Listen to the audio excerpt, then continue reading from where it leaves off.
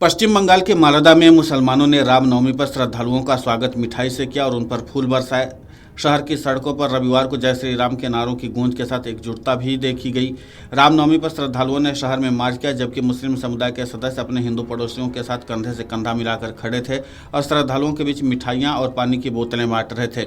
विश्व हिंदू परिषद की ओर से आयोजित वार्षिक रामनवमी शोभा यात्रा में भगवा वस्त्र धारण किए हजारों लोग शामिल हुए। शोभा यात्रा में शामिल लोगों ने झंडे लहराए और भगवान राम के जन्म का जश्न मनाया। हालांकि इस साल समारोह को असाधारण बनाने वाली बात सिर्फ लोगों की उपस्थिति ही नहीं थी, बल्कि वो सद्भावना भी थी जो धार्मिक सीमाओं को पार सहजता से प्रवाहित हुई है। शोभा यात्रा जब इंग्लिश बाजार इलाके से गुजरी, मुस्लिम निवासियों ने शोभा यात्रा में शामिल श्रद्धालुओं पर छतों और बालकनी से फूलों की पंखुड़ियां बरसाई। इसके साथ ही शोभा यात्रा के मार्ग में भारत के नक्शे के आकार की एक विशाल माला बनाई गई थी, जो राष्ट्रीय एकता गौरव का प्रतीक है।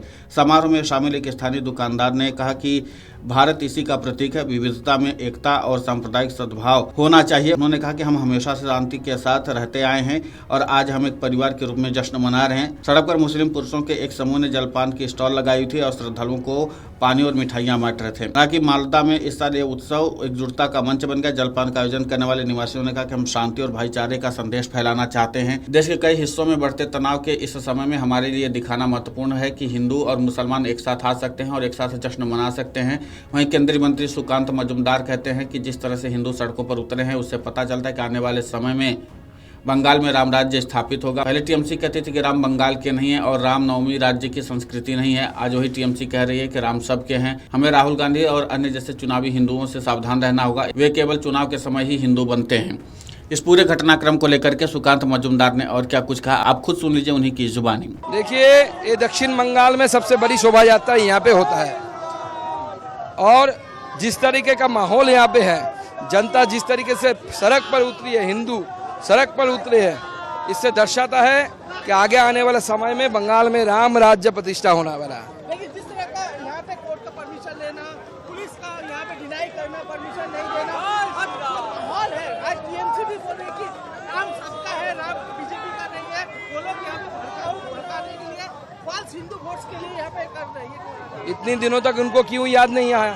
यही तृणमूल कांग्रेस पहले बोलते थे कि राम बहिरागत है, बंगाल का नहीं है, रामनवमी बंगाल का कल्चर नहीं है। आज वही तृणमूल कांग्रेस बोल रही है कि राम हाँ सबका है। हम तो पहले से ही बोलते आ रहे राम सबका है। तो सद्बुद्धि हो तृणमूल कांग्रेस को और इन हिंदुओं से जो चुनावी हिंदू है, ये चुनाव के समय हिंदू होते हैं, राहुल गांधी जैसे हिंदू, तो इस चुनावी हिंदू से बच के रहना है हिंदुओं को, नहीं तो इसका हरण होना है। मुख्यमंत्री कह रहे कि मैं भी ब्राह्मण नहीं, ये चुनाव चीज, ये चुनावी हिंदू है, इसलिए चुनाव के समय ये हिंदू होते, बाकी समय हिंदू नहीं रहते। आज रेड रोड में गई थी और उन्होंने वहां पे जाके पूरा बोल दिया कि सरकार आप लोगों की सरकार है, आपके साथ है, हिंदुओं के साथ नहीं है वो लोग।